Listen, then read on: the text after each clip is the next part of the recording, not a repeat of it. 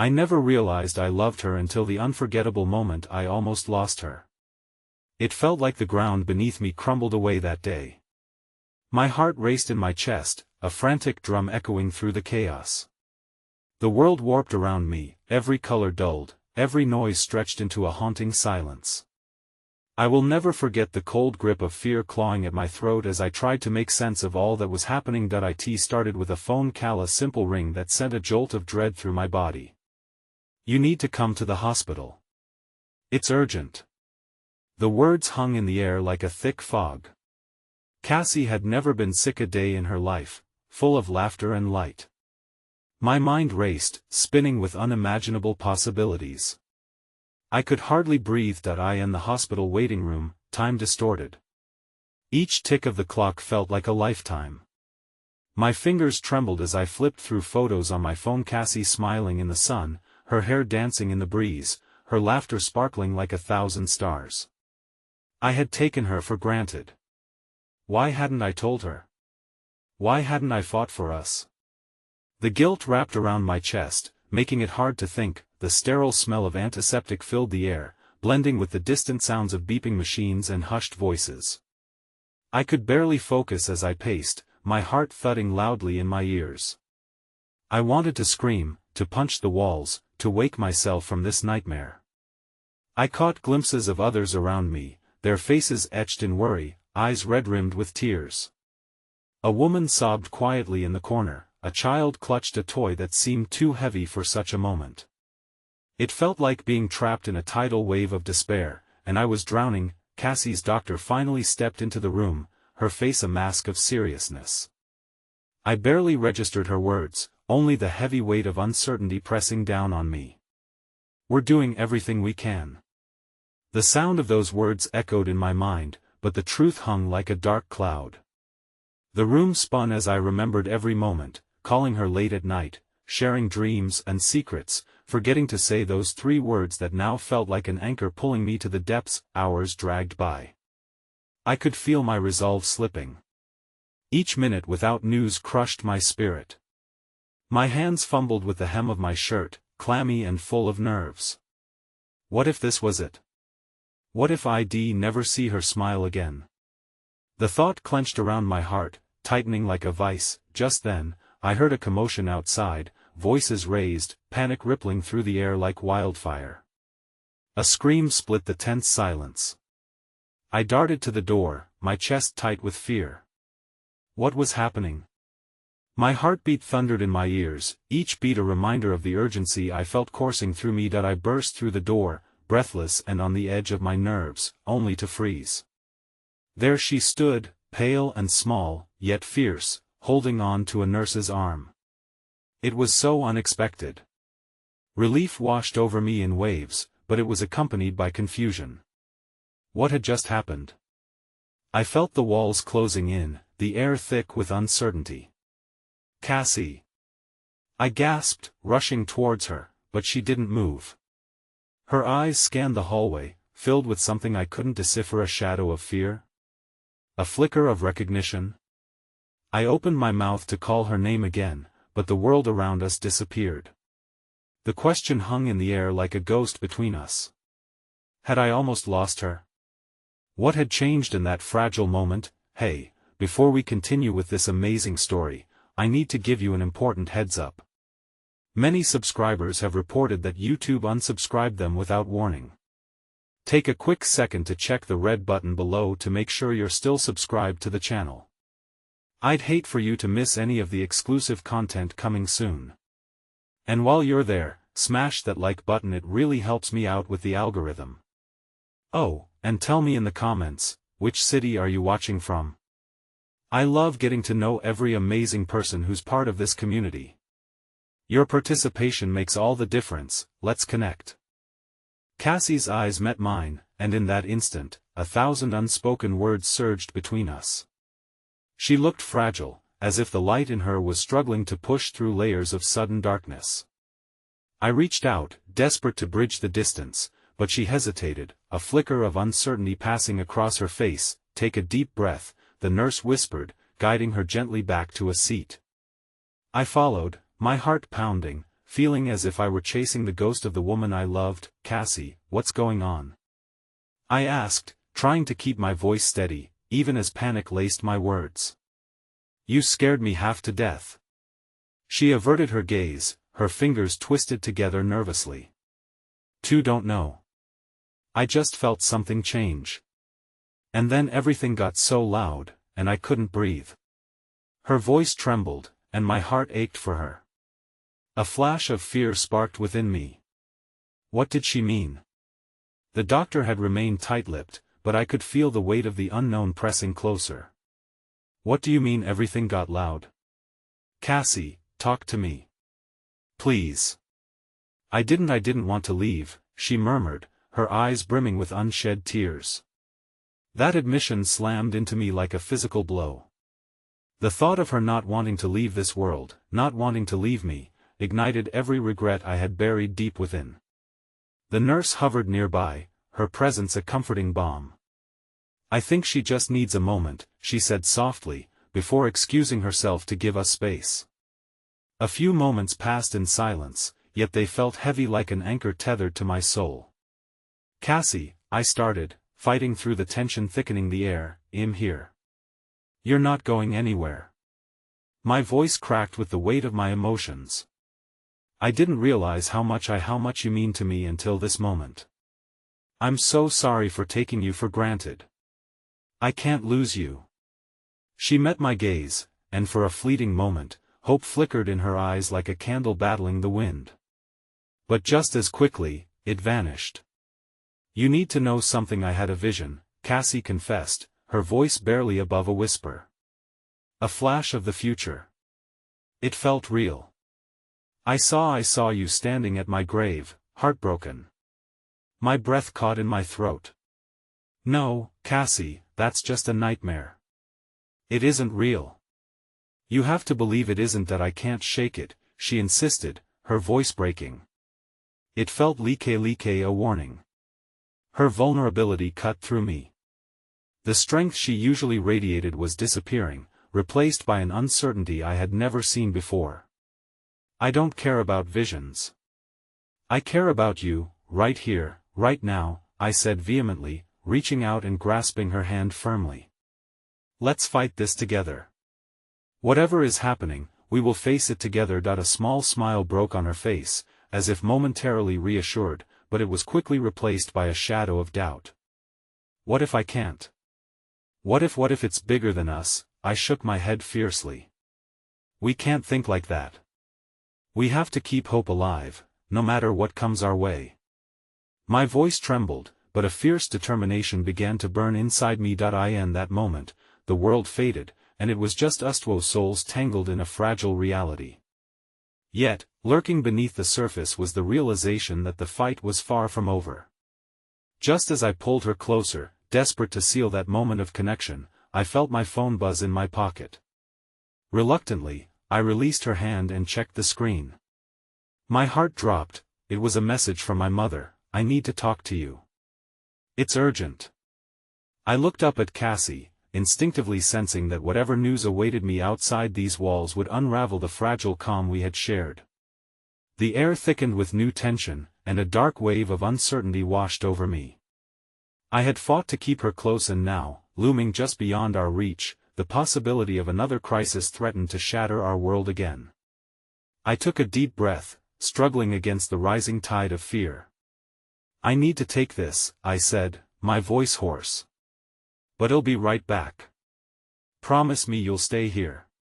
"Please," she nodded, but her eyes held layers of worry I couldn't quite decipher. "Just don't take too long." I lingered for a heartbeat, watching as the vulnerability settled back into her features, and then stepped out of the room. The quiet hallway suddenly felt too wide and echoing, as if it was taunting me with the silence. Gripping my phone tightly, I felt a chill creep into my bones.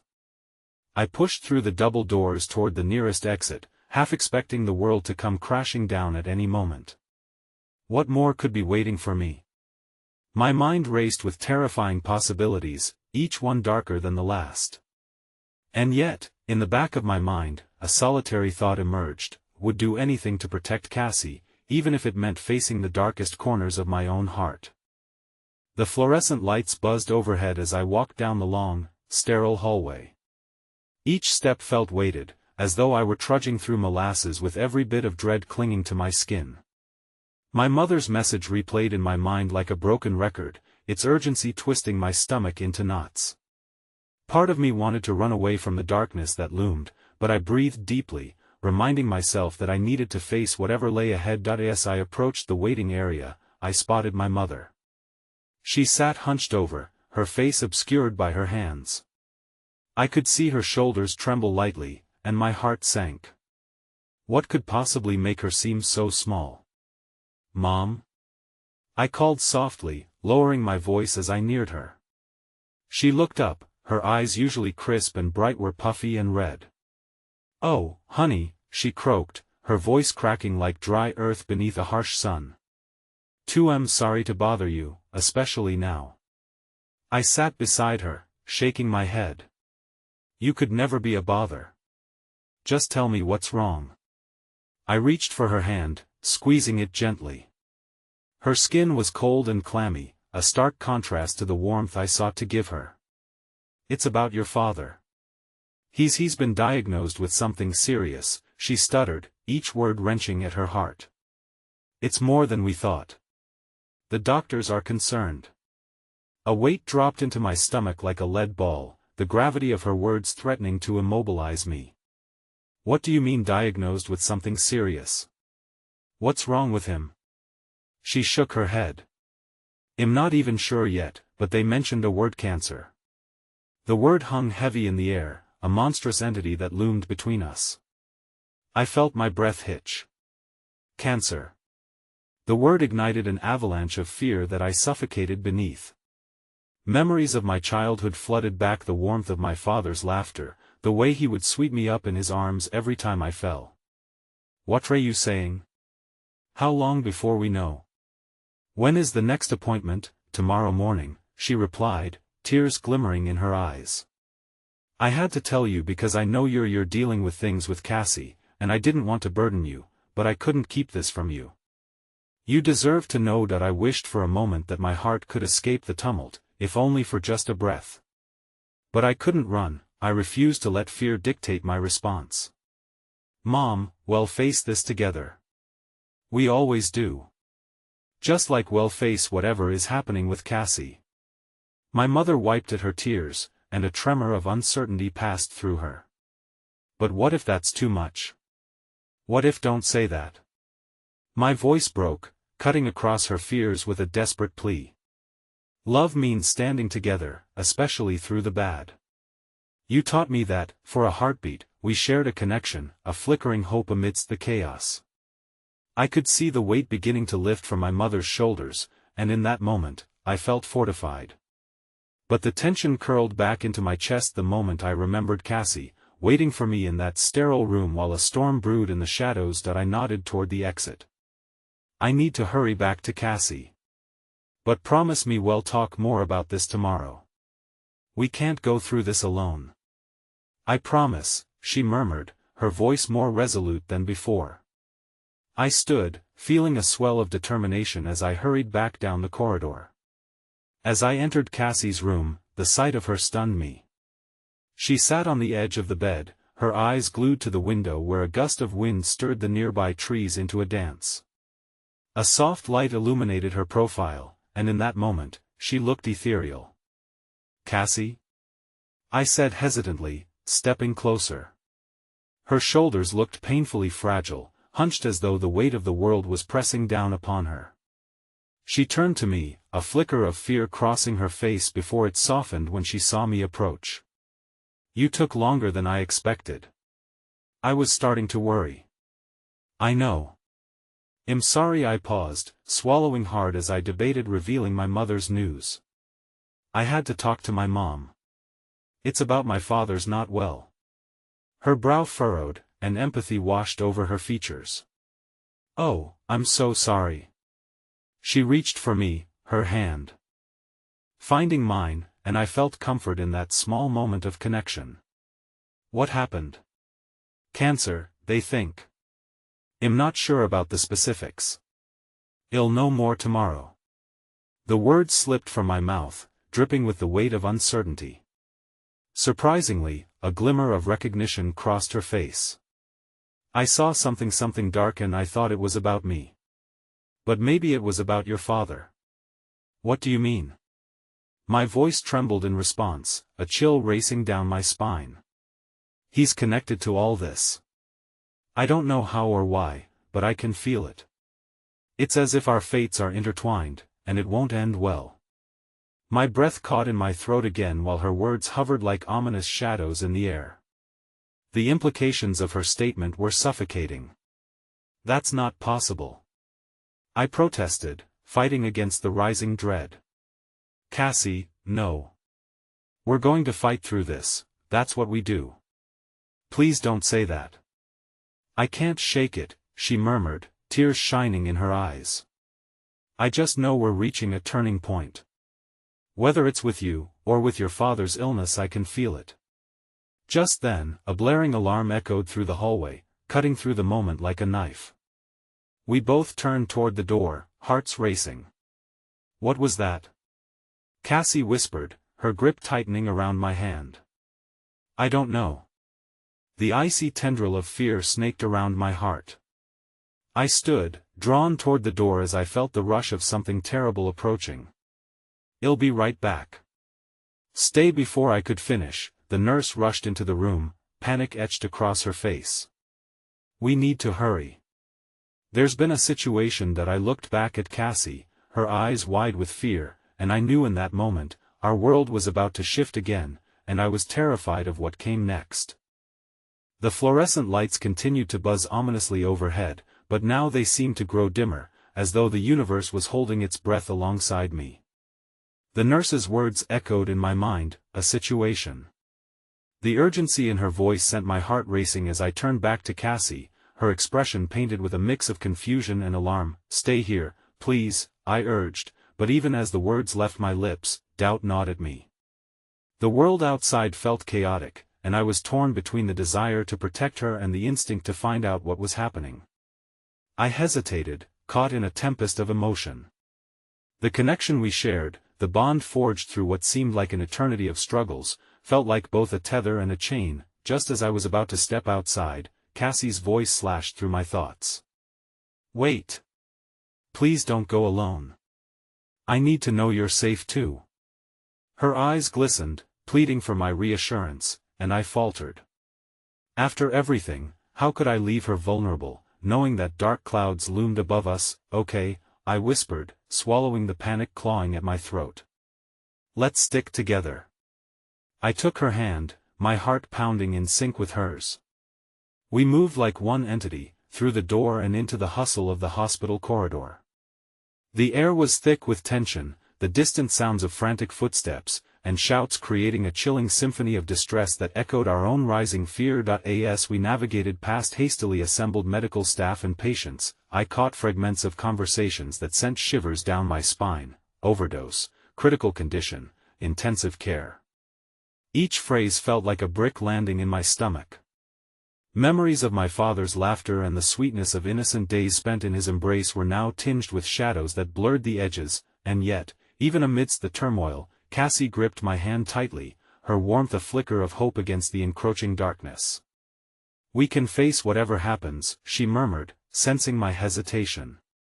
Together, her voice, soft but unwavering, ignited something deep within me. I drew strength from her presence, the bond tethering us, giving me purpose. We turned another corner, and then the nurse appeared again, her expression now grave. Follow me, she directed without elaboration, and we exchanged worried glances before falling in line behind her. Each step felt like a descent into the unknown, every heartbeat echoing the dread swelling inside me. As we approached a set of double doors, the nurse paused, hesitant, and I could see the muscles in her jaw clench. Your father, he's unresponsive, she finally breathed. We're doing everything we can. A fissure opened inside me, a chilling void spreading like ice through my veins.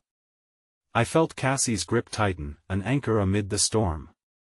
What do you mean unresponsive? I croaked, my voice scarcely recognizable as it fell from my lips. "Is he okay? They're stabilizing him now, but I need you both to prepare yourselves. We can only offer so much." The nurse's words clawed through the ambivalence of hope and fear, leaving a hollow echo in their wake. For a moment, the world spiraled into chaos, every sound warping into an indistinguishable blur, and then Cassie, sensing my disarray, stepped closer, nudging her shoulder against mine.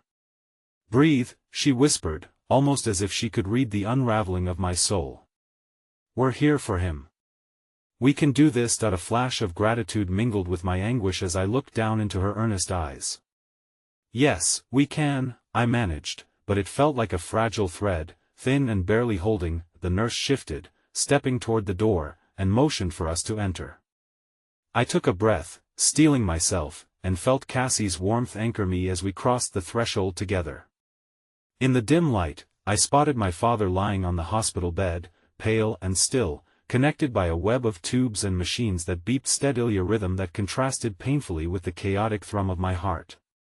For a moment, I felt myself teeter at the edge of despair, but Cassie's presence shielded me from the depths of my own panic. "We're here, Dad," I whispered, stepping closer.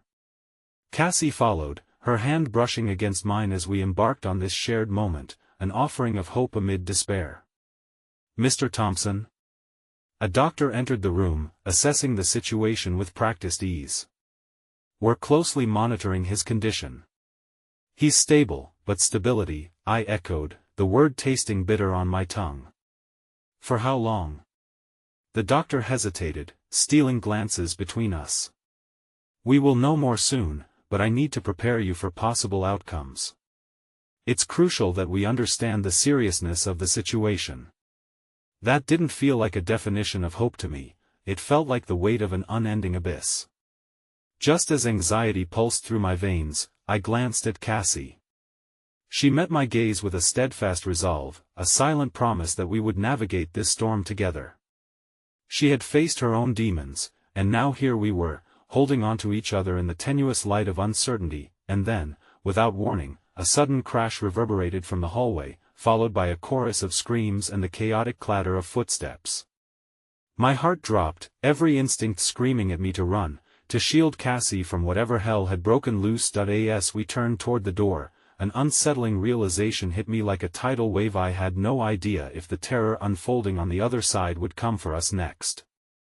Would the world shift yet again, tearing apart everything I had left to hold on to? "Stay close," I said firmly, pulling Cassie even tighter against me, our fate still tangled yet unbearably fragile in a world shifting beneath our feet. As chaos rampaged through the hospital corridors, I couldn't shake the looming dread, the feeling that this was just the beginning of a harrowing fight that would push us further than we could have ever imagined. And as we awaited the unknown, I recognized that every heartbeat counted in this unforgettable moment, especially the one that might soon belong to Cassie. The din of chaos outside became a relentless tide, crashing against the flimsy walls of our sanctuary. An unsettling knot formed in my stomach as I held Cassie's gaze, each sharp inhale steeped in the weight of anticipation. The fervent energy pulsating around us had transformed the hospital hallway into a warped battlefield where lives teetered on the edge of a knife, and hope flickered like a candle in a storm. And then, suddenly, the doctor turned and rushed from the room, urgency in every stride, leaving that door ajar in a gaping invitation to the unknown horror that loomed just beyond. My instincts screamed for action. I started, but Cassie squeezed my hand tighter, silencing the urge to flee. "Wait," she urged softly, her warm breath ghosting over my skin. "Let's just breathe." A part of me wanted to combat the chaos, confront whatever nightmare sought to invade this fragile moment. But somehow, standing among the steady beeps of the machines and the dim glow of fluorescent lights, I felt grounded, anchored by Cassie, as if she were an unyielding fortress against the storm. The minutes stretched into eternity, suffocating us as shadows churned in the hallway. Each time I heard a voice raised, a cacophony of confrontation followed. I imagined our world twisting fractally, spiraling from hospital gowns to sirens, as if someone were silently unraveling the very fabric of our lives. I felt Cassie's breath hitch, and I turned to find her face pale, her eyes darting briefly toward the door, and fear threatened to consume us both. What if she began, words unspooling like a tense thread, what if something happens to your dad? I mean, what if her voice quivered with trepidation, and I could almost see the shadows of her own past trailing in the corners of her mind, moments of loss that had shaped her, fashioned her into someone exquisitely strong, yet delicate in the face of uncertainty. I brushed my thumb along her knuckles, whispering gently, "He's fighting. He's always fought, you know that. We can't lose hope, not now." But as I spoke, doubt danced like flickering embers in my heart, a fear that perhaps this time hope wouldn't yield a flame. As if in response to my unspoken fears, a sudden hush fell over the corridor. The commotion that had once filled the space evaporated, leaving behind an unnatural silence that sent icy tendrils of dread slithering down my spine. At that moment, another figure emerged in the doorway, one I recognized, but never truly appreciated until now. It was Mrs. Jensen, the elderly woman who lived a few doors down from us, her frail figure wrapped in a blanket, supported by a cane. She had recently lost her husband, and yet the kindness shimmered in her gaze as she scanned the room, her eyes finally resting on us. "Hello, dear ones," she said, her voice fragile yet warm. "I thought I felt you both in here. It's terrifying, isn't it? The waiting?" Her presence felt like a balm against the chaos that clawed at us. In her small, unassuming way, Mrs. Jensen embodied an unexpected kindness, and it was as if she breathed life back into our shared moment of vulnerability. "You know, I sat in this very position once when my Fred was in surgery. I felt so helpless, and then security in a twinkling moment." She smiled softly, even as her eyes mirrored our worry. "Thank you," I found myself saying, grateful for her compassion. "It helps to talk." There was something profound in that moment, this connection born from shared anguish turning into a flicker of hope. She nodded, her face etched with empathy. "He has you, dear. Never underestimate the power of love. It can conquer the darkest of nights." Her voice wavered with the wisdom of years lived, filled with a richness that inspired resilience. Just then, chaos erupted outside, once more urgent shouts and the rush of bodies converging with intensity. The weight pressing against the door felt palpable, and Cassie's grip on my hand tightened, desperation sparking in her eyes. The light flickered momentarily, a dark omen that sent a shiver racing through me. The electricity was drawn on by some greater force, and just like that, the steady beeping of my father's machines diminished into silence, smothered in an encroaching darkness that seeped through the cracks of the room. "No, no, no," I gasped, glancing from Cassie to Mrs. Jensen, panic overtaking my senses. "Stay here, for now," Cassie whispered, but her voice faltered, vulnerability laid bare in the trembling timbre. Heart racing, my instincts took over, the familiar pulse of urgency driving me forward toward the door, toward that darkness threatening to swallow us whole. "I have to check," I declared, feeling the world tilt under the weight of dread and possibility. "Wait." Mrs. Jensen called after me, but my thoughts swirled in a haze of terror. As I stepped beyond the threshold, the chaotic buzz of activity rushed forward, a tidal wave of chaos that washed over me, merging with the uncertainty in my heart. A nurse bolted by, nearly colliding into me, her face flushed with panic. "Code Blue!" she cried, flinging herself into the line of urgency, and in that moment, the world shattered, reality fracturing like glass, revealing pieces I had not anticipated. For beneath the veil of uncertainty, I felt Cassie's heart pounding in tandem with mine, but I was unable to bear witness to the sharp terror reflected in her eyes, understanding now that I was not just fighting for my father, not just waging war against the shadows, but also for the girl holding my hand, our fates interwoven in a maelstrom of anguish. Suddenly, in the blur of motion, a startling flash caught my eye, a figure hunched over, enforcing a frantic rhythm along the corridor, a brown paper bag clutched tightly in her hands. For an instant, as if in slow motion, I glimpsed the look of sheer determination rooted deep within her, a distressing familiarity igniting a sudden blaze of memories that threatened to consume us whole. I froze, my heart lurching.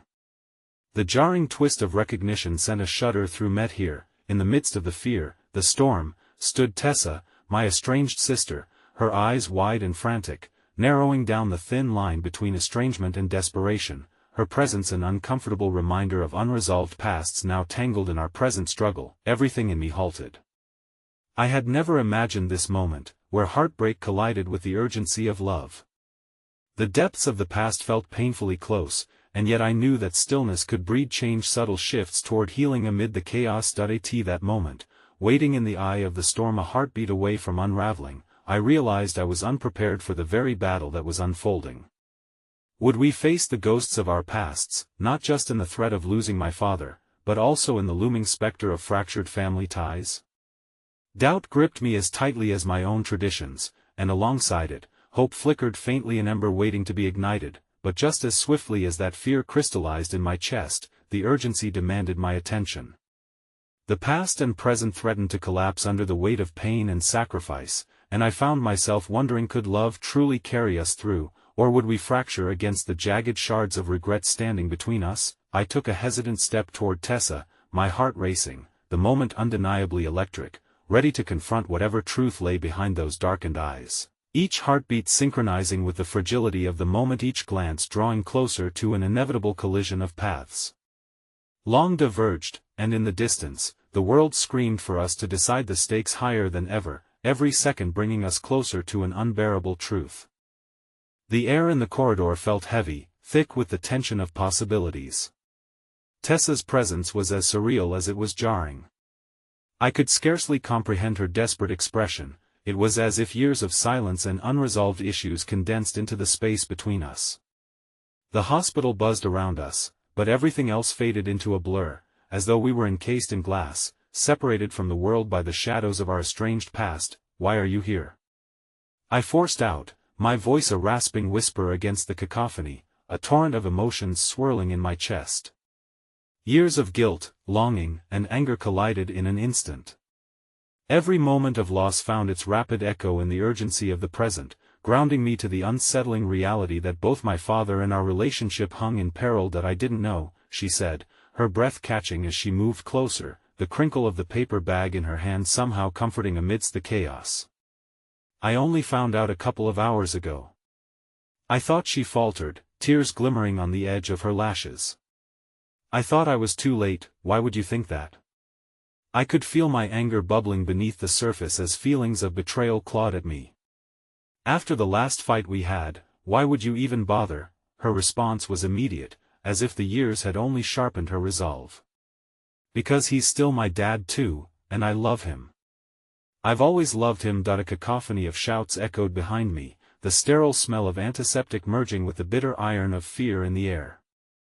I felt torn, caught between the need to protect my heart from the past and the instinct to embrace this surprising moment of reconnection. You've made that clear, I said, frustration lacing my tone. But what do you want from me now? Just a chance, she pleaded, taking a step closer, her voice softer, almost vulnerable. To be part of this, whatever it is. I know things have changed between us, but I want to help. I could see the sincerity etched on her face, yet underneath it all lay the scars from the battles we had fought against each other. The animosity, the hurt, it all felt like a blanket I couldn't quite shake off. Just beyond us, Cassie's hesitant figure hovered. With our shared moment still fresh in my heart, I could feel the weight of her eyes on me, supporting yet apprehensive.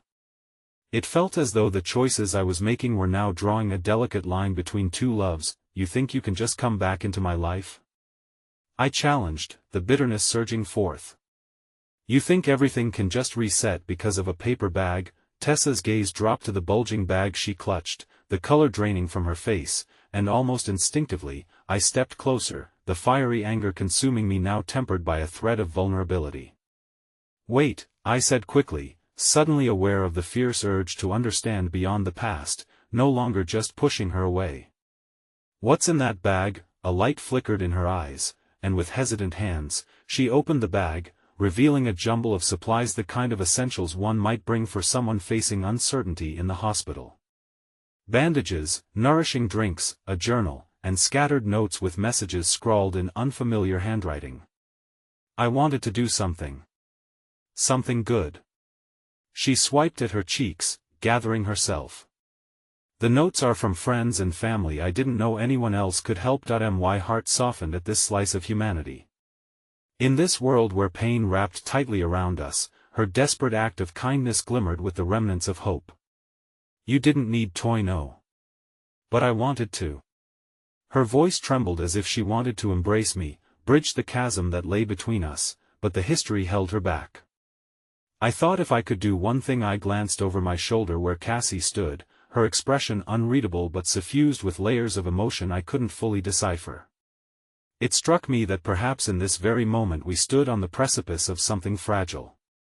A family torn apart, a love blossoming anew, a test against the background noise of our lives unraveling, and yet as the shadows of uncertainty loomed heavier, I could feel the thread binding me to Cassie straining, the worry crawling in unseen tendrils. The turmoil within felt restless, scratching against the surface, demanding to be addressed. Let's figure this out as a family, as painful as it is, I said slowly, determinedly. But first I turned back to Tessa, the emotional distance ever so slightly bridged. You need to know where you stand with us, with me. Before she could respond, the hospital doors swung open once again, ushering in a frantic doctor, his face obscured by urgency. I felt my heart freeze, caught in the crossfire of worry as he stepped closer. We need you to come, now, he urged, motioning for me to follow. It's your father. We need to stabilize him, and you both need to be here for the decisions ahead. The words felt like daggers, sharp and embedded deep within me.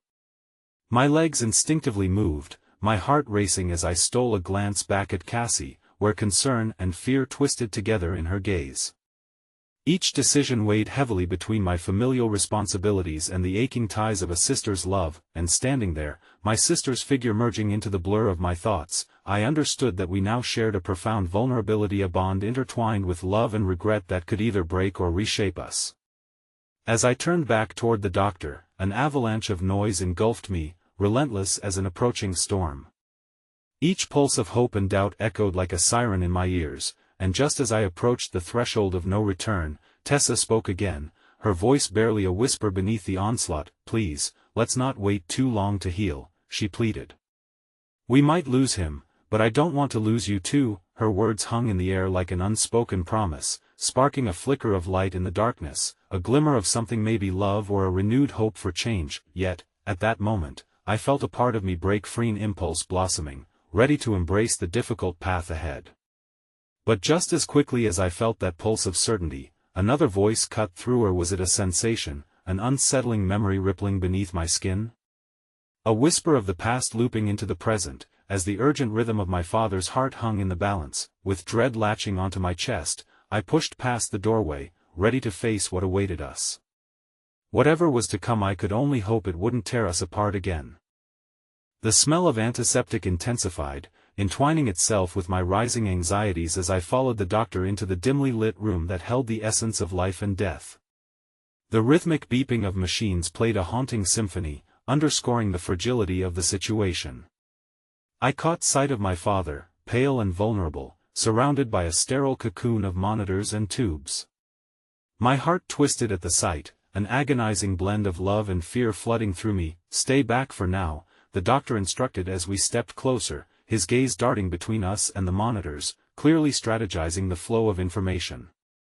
I felt Tessa's presence beside me, a quiet strength reminiscent of the past, but the air was charged with unsaid feelings, each moment a collectible gem in the tumultuous sea of emotions swirling around us. Cassie shifted beside me, her hand finding mine, squeezing it tightly as if to tether me to reality. The heaviness between us was palpable. Her fears mirrored my own in a complex reflection of shared loss and unspoken hopes. Minutes crawled by, weighted with uncertainty, until finally the doctor turned to address us. He's stable for now, but there are some decisions to make. His voice was steady, yet behind the calm facade was a depth of seriousness that crackled. You need to decide if he should go on life support. He may not wake up. The words hit me with an unbearable force, suffocating in their finality. My mind reeled. My father, so vibrant in my childhood memories, was now just a shell, and I felt like a ghost haunting the remnants of a life that felt all too fleeting. Just as the walls began to close in, I caught Tessa's gaze, earnest and filled with an unspoken promise. Her determination tethered me to the task at hand, an agreement uncomfortably formed between us that I think we should wait, she said quietly, mindful of her voice in the tense atmosphere. He's always fought back. We owe it to him to give him a chance. The conviction in her words resonated within me, yet the fear of loss weighed thick on my chest. I opened my mouth to respond, but Cassie's grip tightened, and I turned to her. What if he doesn't want it? She murmured, tears spilling from her eyes, her voice barely above a whisper. The fragility of it all broke through the dam I had built to protect myself, and my thoughts spiraled into chaos once more. I don't know, I replied, my voice choked and raw. But we can't make that decision now. Not like this.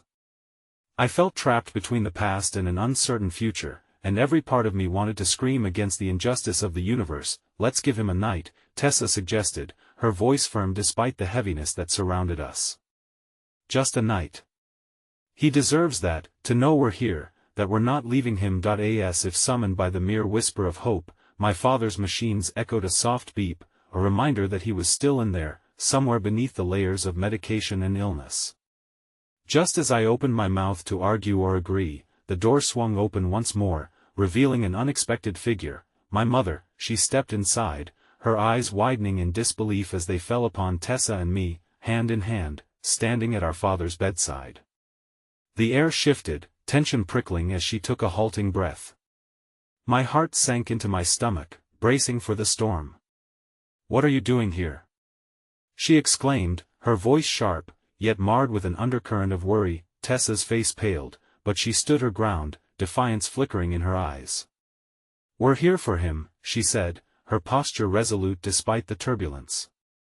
The memories of my mother's sharp words over the years clashed with the vulnerability we faced, and I clenched my fists, torn between loyalty and the instinct to shield Tessa. Do you even care about him anymore? My mother shot back, the implication festering and cutting deep. You left. You left us both, Mom. I interjected, my voice sharper than I intended. This isn't the time. How could she still hold this grudge in the face of such fragility? The heaviness of the moment bore down on us, but the deeper wound was left unacknowledged. It was always there, lingering just below the surface. No, it's exactly the time, she pressed, each word a jagged edge chipping away at the protective layer I hoped would shield us. You act as if this changes everything now. The weight of that accusation landed hard, yet amidst the chaos, something shifted in Tessa's expression. It may not change everything, she said, her determination glimmering through the pain, but it's a chance to make things right. The air thickened again, this time with the weight of a shared history fraught with bitterness and anger, a history that, even in dark moments, still braided strands of love. My heart twisted painfully in response, reeling at the furious connection spiraling between us all as the past clawed its way back into existence. Just as I felt the room constrict, a small sound emanated from the bed, a breath, faint but unmistakable. My father stirred. I turned, every emotion spilling forth in a rush as I stepped closer, drawn to hope, driven by fear and love. Dad, I whispered, the barrier between us disintegrating with each passing second. At that moment, a sliver of light broke through, but just as quickly, the tumultuous shadows threatened to drown it all away. I caught a fleeting glance from Tessa, a connection rekindling, but our shared fears held us both captive at the edge of an emotional precipice, and in the silence that followed, something unexpected happened. My father's eyes fluttered open, searching, finding us. In that instant, a wave of vulnerability washed over me, mingling with the raw uncertainty as he blinked through shadows of familiarity and confusion. Where am I? He mumbled, the fragility of his voice igniting a spark of hope within a flicker amidst the despair. But as those familiar eyes wandered, the unresolved emotions between us all gathered like a tempest, building to a promise yet unfulfilled. That I felt the tension rise, knowing the moment of reckoning was upon us, and just as I opened my mouth to reassure him, Tessa spoke first, her voice barely breaking the surfacing emotion. You're with us, Dad. We're all here. We're not going to leave you. In that breath, I understood that we stood at the threshold of a new chapter, yet it felt precariously balanced, teetering between healing and history, between love and loss. And even as I took a step forward into the unknown, one truth remained, some battles are never truly fought until the moments of vulnerability expose us to the core of who we are. As laughter and tears mingled like a delicate dance, the past loomed like a specter, waiting to claim its due.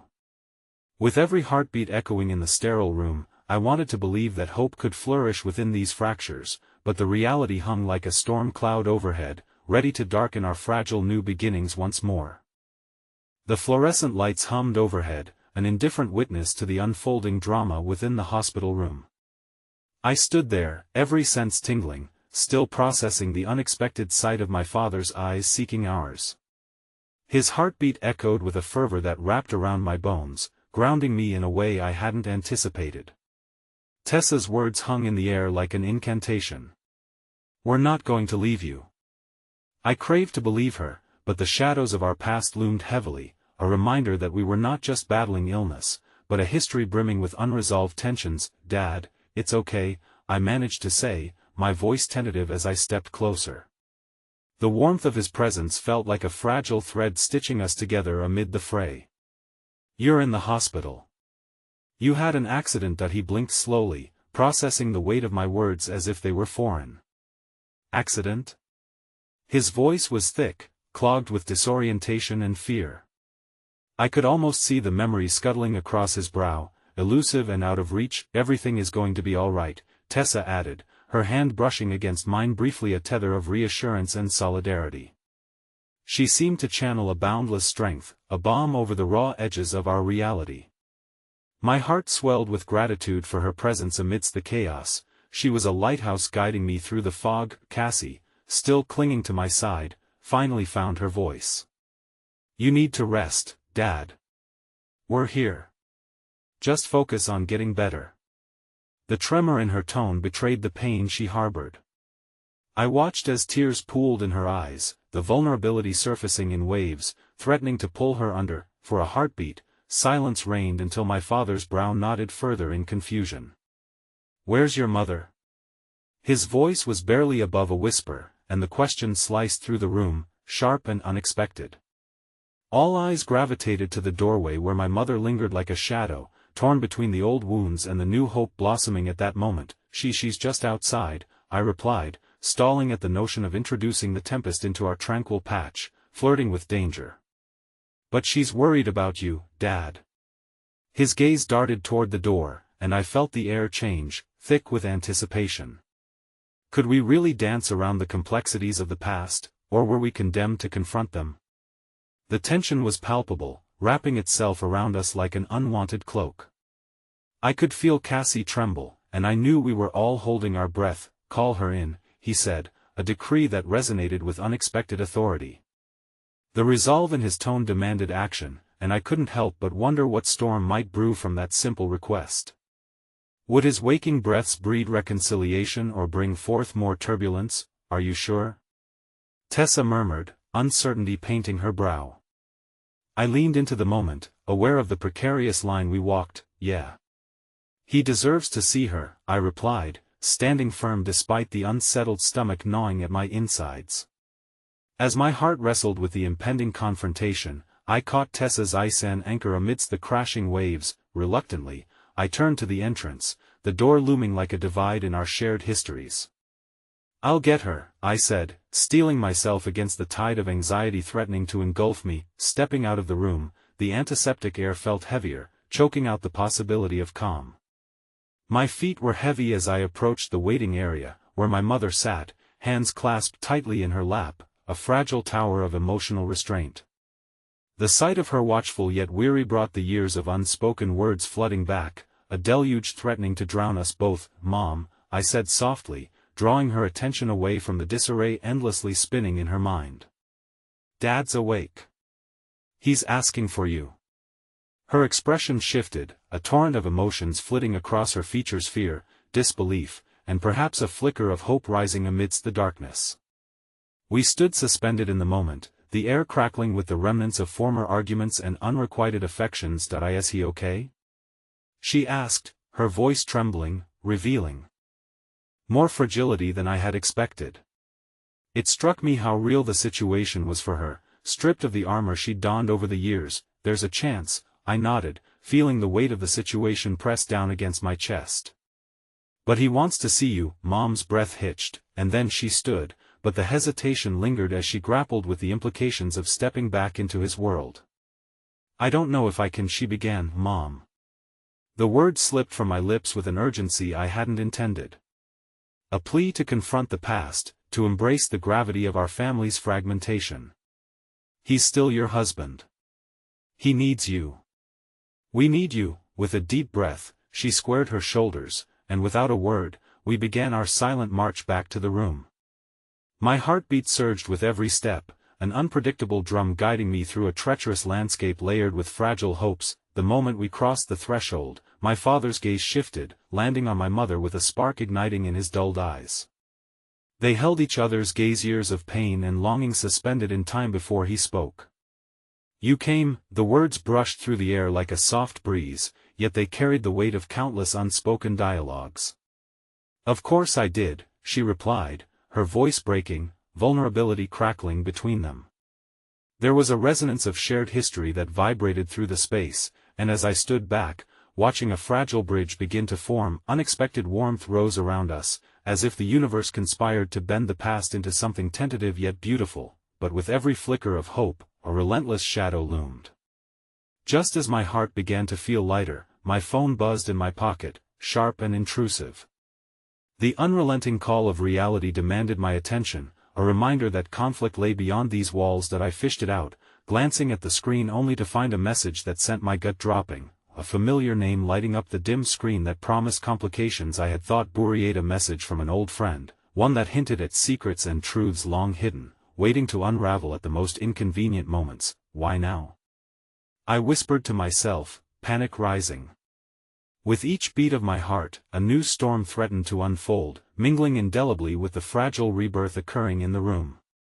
The intricate tapestry of our lives had begun to weave once more, only to be tangled by past ghosts that refused to remain dormant. The world felt impossibly chaotic, like a tightrope suspended between hope and despair, and just as the ground beneath my feet threatened to slip away, I found myself standing on the precipice of something I could never have imagined, a reckoning intertwined with newfound connections. As I stared at my father, my mother, and the flicker of sanity, I held my breath against the oncoming tide of revelations that would challenge us all, unraveling threads of love I never realized could spiral out of control. The fluorescent lights buzzed with a clinical detachment, contrasting starkly with the whirlwind of emotions swirling among us. My heart raced, caught between the fragile moment unfolding before my eyes and the looming threat revealed by the message on my phone.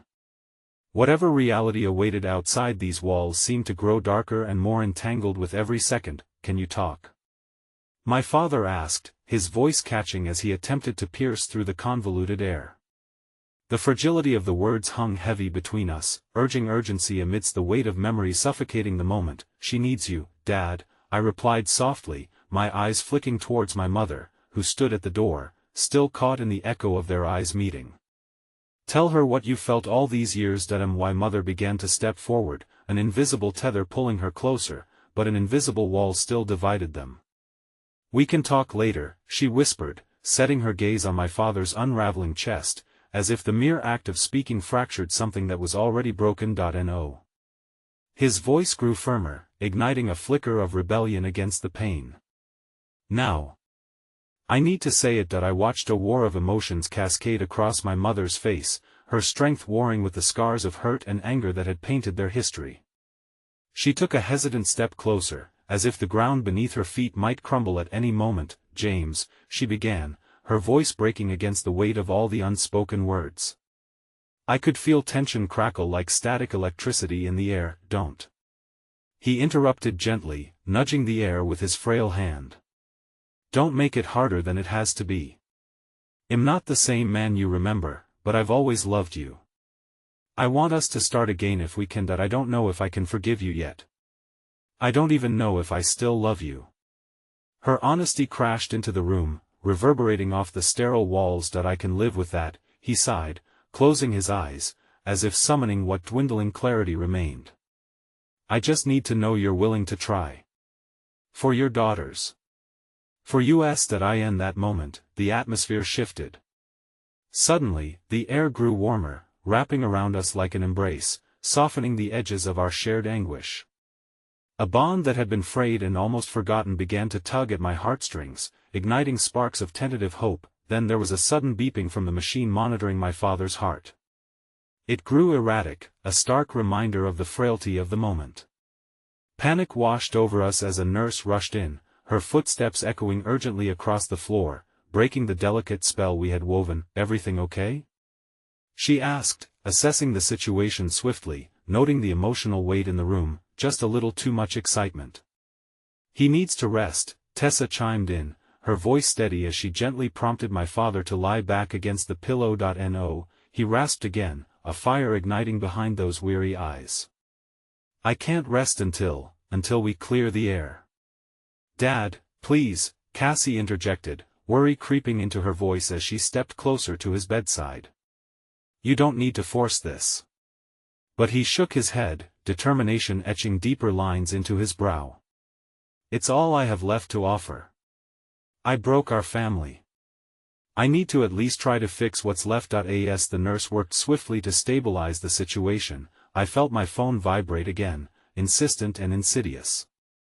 My heart raced anew, fear and curiosity swirling together in my chest. Without thinking, I slipped away from the group just enough to read the latest message. It was him, Michael. The screen glared as if daring me to unlock the floodgates built to keep him at bay. "I need to talk to you. It's about your father. Meet me." 5 p.m. I hesitated, the weight of history trailing along like a specter at my back. Memories danced in the brain's shadows, a friendship forged in warmth but now tinged with the bitterness of betrayal. Michael's presence could unravel more than I was prepared to face. In the room, an invisible rope began pulling us closer, drawing my family together amid the swirling uncertainty. I could feel the connection we were forging, interlaced with the threads of newfound hope, but it came tangled with shadows of the past threatening to surge forth at any moment. "Can we try?" I heard my mother whisper, her voice laced with vulnerability, longing, and fear as both her and my father held on to this moment suspended in time.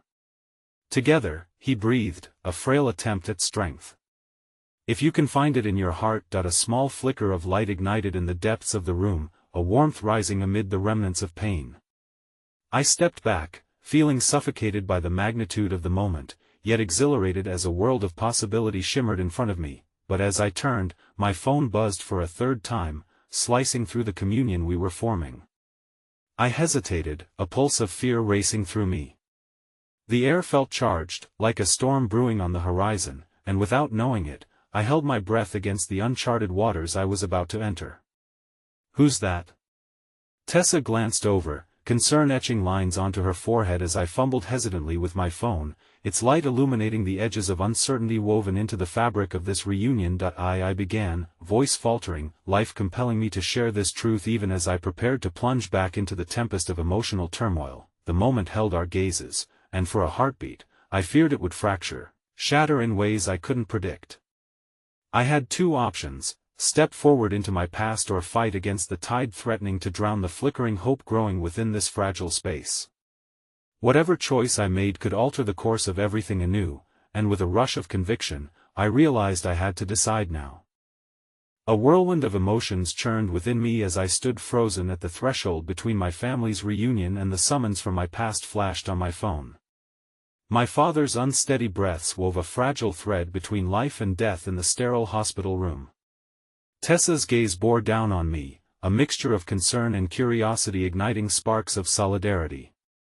Cassie held tight to my side, her hand a lifeline, urging me to reclaim our present in the wide expanse of uncertainty looming before us.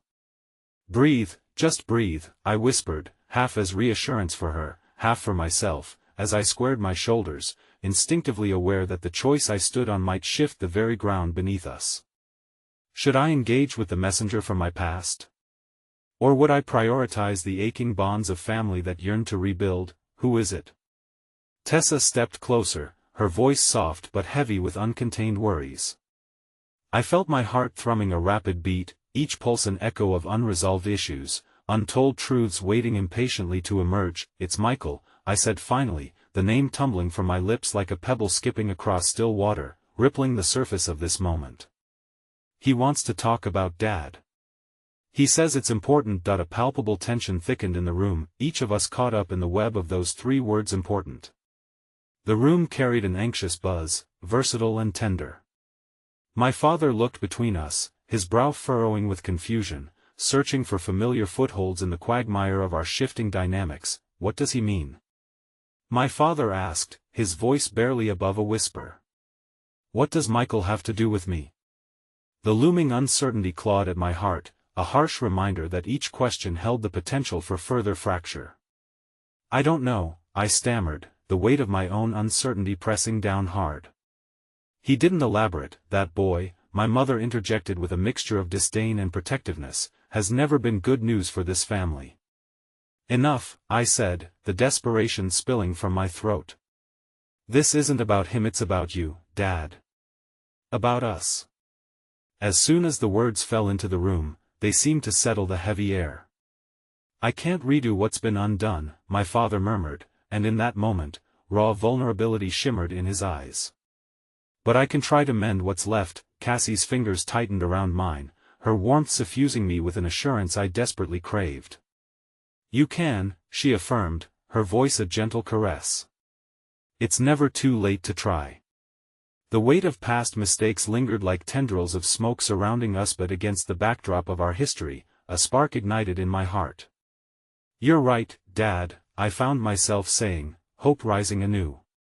We have a chance, and what matters most is that we're together right now, every one of us, and as if summoned by the promise echoing through our shared moment, the power of connection surged. I could feel the night air resonate with truths untold, and I realized that this delicate moment articulated something crucial about healing. Perhaps forgiveness flourished in the presence of vulnerability. Let me handle Michael, I decided, steeling myself against the pull of a past meant to stay buried. We need to focus on what's important right here. A gentle nod from Tessa provided a moment of accord. It felt like gathering into the warmth of a hug we had long since relinquished. I could sense that my family's struggles resonated with her own, and that our tentative reunion opened the door for healing previously thought impossible. But as I turned, preparing to head toward the quiet room beyond, I hesitated, feeling Cassie's hand tighten with an urgency that pulled me back, connecting me anew to the lingering fear that hadn't dissipated. We're in this together, she reminded me softly, determination lining her tone. Together, I echoed, bolstering my heart with conviction as I paused, aware that this moment encapsulated so much: the memories of love, fractal histories, and the challenges that lay ahead. But beneath the layers of discomfort was the newfound thread of survival binding us together even as our pasts threatened to unravel. With a heavy breath, I stepped toward the hospital's outer door, determination driving my steps. The constant beeping of machines faded as I pushed through, ready to face Michael and whatever urgency beckoned from beyond. Michael stood waiting, anxiety etching deeper lines into his brow, the familiar cadence of our past woven into the fabric of our history. You're here, he said breathlessly, the urgency accentuated by the starkness of the hospital's fluorescent lights. What's going on? I demanded, feeling the tension crackle in the air. He opened his mouth to speak, but the moment felt charged with memories I didn't have time to dissect. I wasn't going to get involved, he admitted, struggling against whatever anxiety had birthed this unannounced visit. But your father, I think he needs to know. The weight of those words hung between us, a doorway opening to darkened memories I couldn't ignore. No, I replied instinctively, the resolve hardening within me. Not now.